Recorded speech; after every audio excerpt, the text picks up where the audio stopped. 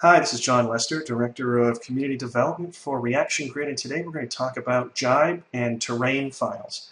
This web page that I have loaded here is a great resource on the Unity 3D website, and it's basically an explanation of all the different features of terrains in the Unity 3D editor. Because again, remember, you use the Unity 3D editor to edit your Jibe world. And I highly recommend you check this out. Go through it in detail when you have more time. It talks about all the different things you can do with terrains. But for today, we're going to do a few basic things. But again, here is the link if you want to bookmark it and load it on your own. Here I have the Jibe project kit open. You can see it's indicated up here, Jibe 142. And the current scene that I have open is the Jibe basic scene, which is the default environment that your avatar appears in when it first logs into your Jibe world. And you can see there's not much here right now. I'm going to hit the spacebar to maximize the window so you can actually see it's just a flat expanse of nothing. I'll hit the spacebar again to maximize, to minimize it. If you go under the terrain option here, this is a very important thing to remember when you're working in Jibe, is that there is no hard limit to the size of your terrain. Your terrain could be as big as you want it to be. Of course, there are practical considerations in terms of computational power and rendering and so forth, and there are best practices that you can use to make sure your terrain loads quickly, but there is no hard limit. So by default, we have a terrain of 128 meters by 128 meters, but I could make this 1,000 meters if I wanted to, or whatever I really want to use. So you have a lot more freedom. Now, if I have the terrain object selected in my hierarchy, which means it's selected in my scene, you'll notice now in the inspector window here that you have some buttons. And these buttons do different things. If you hover your mouse over them, you can actually see what they do. This raises and lowers the terrain. This can set a terrain height, so you can raise a whole area to a specific height.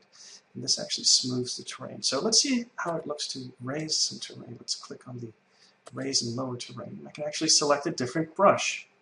I can change the brush size as well. So let's just take a basic brush, and now if I move my mouse into the scene here, and if I hit the spacebar to maximize it, you can see there's a blue halo, and that's the area of effect. And if I start clicking, I start raising mountains. And you can see I can zoom my camera back, and you can see I've raised some interesting mountains here. You can actually hit Control-Z to undo as well if you want to. The other thing that you can do is actually use different types of brushes. So here I'm going to select a different type of a brush, which is like little bumpy things here. And I can actually maybe make some little bumpy things.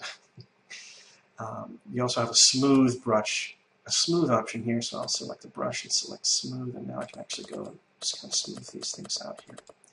And maybe raise a thing in the middle there. So that looks pretty good. Let's hit the spacebar. But it's all grass. It's all the same texture. And one of the powerful things you can do with the terrain editor in the Unity 3D editor is actually paint with any texture on a terrain. So I'm actually going to go and select this little button here, which is the brush. And if I select this button here, I can add a new texture to my palette of textures. Now I know I have a texture that's called cliff, so I'm going to search for it in my project folder, type it in, and there it is. It's popped up, cliff. I'll click Add Texture. I'll just drag it over to the field here. Now I have a cliff texture that I can paint with. I can select it, and then I can actually start painting cliff textures on the top of my mountain. And I can also do something fun, like I can change the brush size so I can make it small, so I could then go here and maybe paint a little path across the ground that you could walk, that an avatar could walk down. Pretty neat. Let's see how this looks live. If you hit the play button, you go into preview mode. And of course here, you're actually logging into your Jibe world locally, and enter Jibe.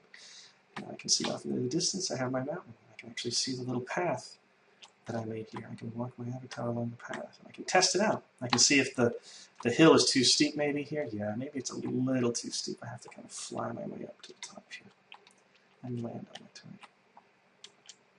Yay.